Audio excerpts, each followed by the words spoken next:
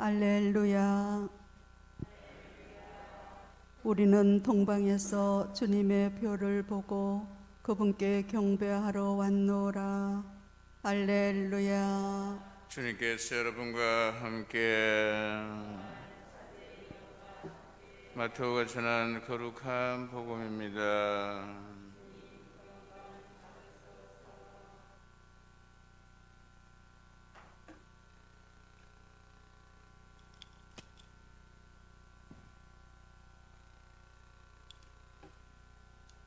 예수님께서는 헤로데 임금 때 유다 베들레헴에서 태어나셨다. 그러자 동방에서 박사들이 예루살렘에 와서 유다인들의 임금으로 태어나신 분이 어디 계십니까? 우리는 동방에서 그분의 별을 보고 그분께 경배하러 왔습니다 하고 말하였다. 이 말을 듣고 헤로데 임금을 비롯하여 온 예루살렘이 깜짝 놀랐다.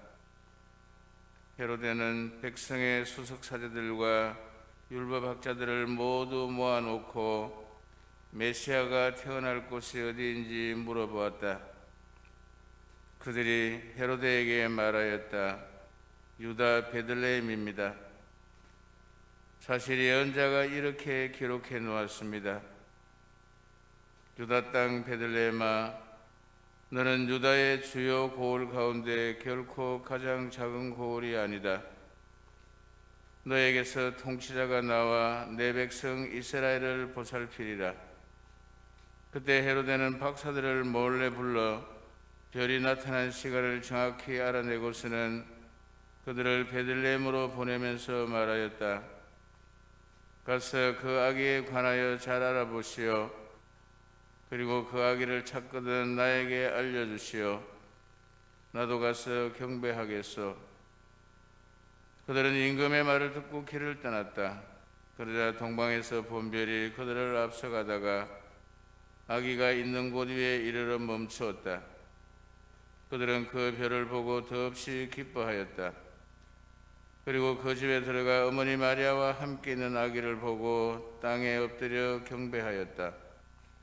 또 보물 상자를 열고 아기에게 황금과 유향과 모략을 예물로 드렸다.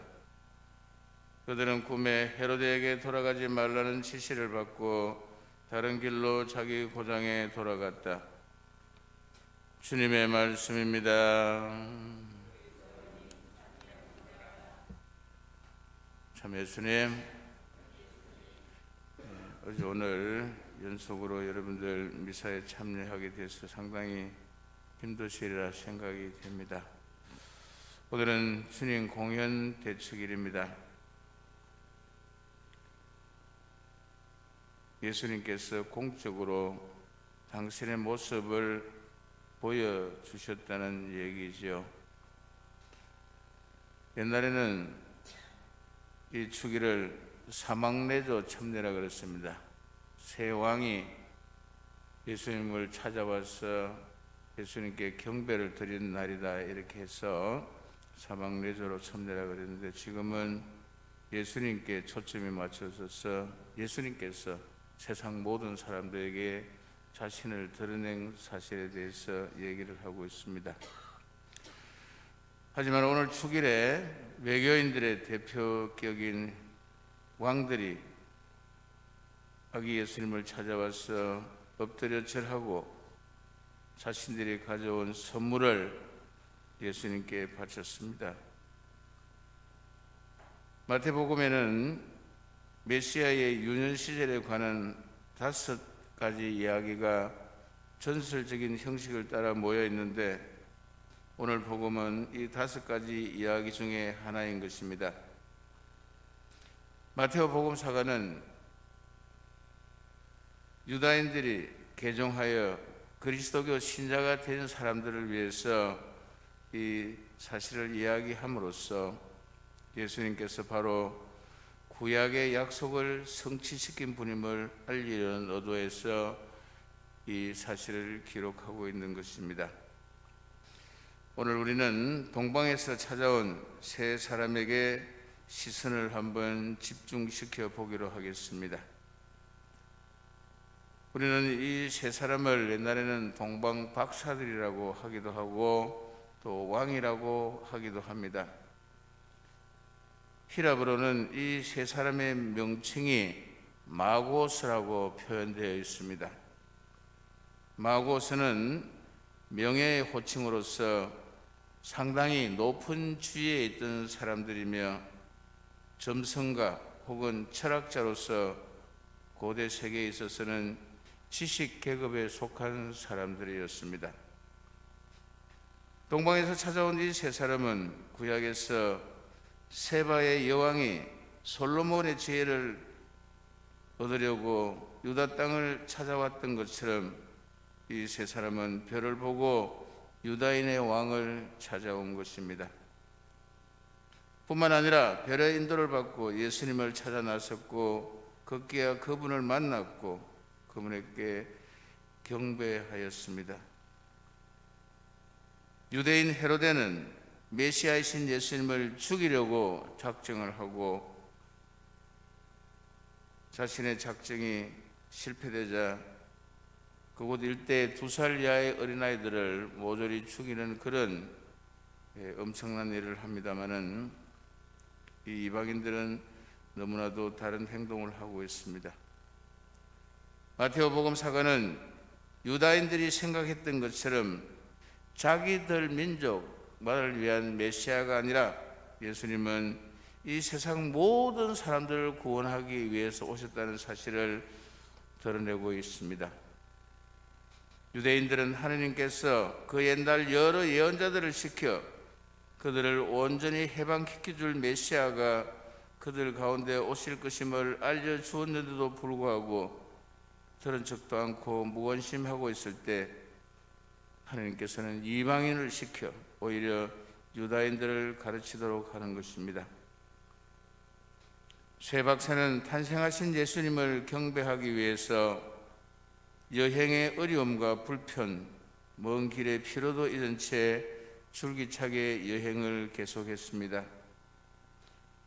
도둑의 위험, 강도의 위험, 낯선 음식과 풍습의 고생이 너무나도 많았을 겁니다. 그러다가 별이 보이지 않게 되자 헤로데의 왕궁까지 들어가는 모험도 했습니다. 어쩌면 죽음도 각오하고 그 길을 나섰던 것입니다. 결국 이들은 아기 예수님을 만나는 데 성공했고 그분께 엎드려 절하고 그들이 소중하게 간직했던 예물을 드렸습니다. 여러분들께서는 성탄이나 아니면 기념일에 선물을 주고받은 경험이 있을 것입니다. 오늘 우리는 새 박사를 본받아 아기 예수님께 예물을 드리도록 해야 할 것입니다. 우리는 주님께 어떤 선물을 드릴 수 있겠습니까? 먼저 그들 중에 한 분은 황금을 주님께 봉헌했습니다. 이 황금은 왕을 상징합니다. 그러기에 우리가 예수님을 우리 생활의 왕으로, 우리 생활의 중심으로 삼고 살아갈 때 우리는 영적으로 그분께 황금을 선물로 드리는 일이 될 것입니다. 그들 중 한 분은 유향을 바쳤습니다. 유향은 제사에서 사용되는 것이기에 흠숭을 상징하고 기도를 의미합니다. 우리가 그동안 소홀히 하고 잊어버리기조차 했던 기도를 되찾아서 예수님께 선물로 드려야 될 것입니다. 아침 저녁으로 감사의 기도를 바치고 주일이면 빠짐없이 미사에 참여함으로써 우리는 주님께 유향을 선물로 바치는 일을 하게 될 것입니다. 그들 중 한 분은 모략을 예물로 바쳤습니다. 원래 모략은 죽은 자의 시체를 보존하기 위해서 시체에 발랐던 물건입니다. 그러기에 그 모략은 우리가 죽을 운명을 뛰어넘어 영원한 삶을 말해주는 것입니다. 예수님은 우리를 위해 죽으셨고 또 부활하셨습니다. 우리는 죽음을 생각하면 앞이 캄캄해집니다. 그러나 그리스도 안에서는 죽음이 죽음이 아니라 새로운 삶으로 옮아가는 과정이기에 우리는 희망을 가질 수 있게 되는 것이죠. 따라서 우리가 부활의 희망 가운데 살아가는 것이, 부활의 희망을 붙들고 신앙생활을 하는 것이 예수님께 모략을 선물로 드리는 일이 될 것입니다. 형제자매 여러분, 우리는 생활 가운데서 예수님을 왕으로 받들어 모시고 그렇게 삶으로써 황금을 선물로 드릴 수 있고, 가족과 함께 혹은 개인으로 기도 생활함으로써 유향을 선물로 드릴 수 있고, 진정한 신앙인으로서 부활의 희망을 안고 이 현세 생활에 충실함으로써 주님께 모략을 선물로 드릴 수 있을 것입니다. 주님 공연대 주길 우리에게 구세주로 오신 그분께 우리가 드릴 선물을 일상생활 가운데서 드리도록 하십시다. 아멘.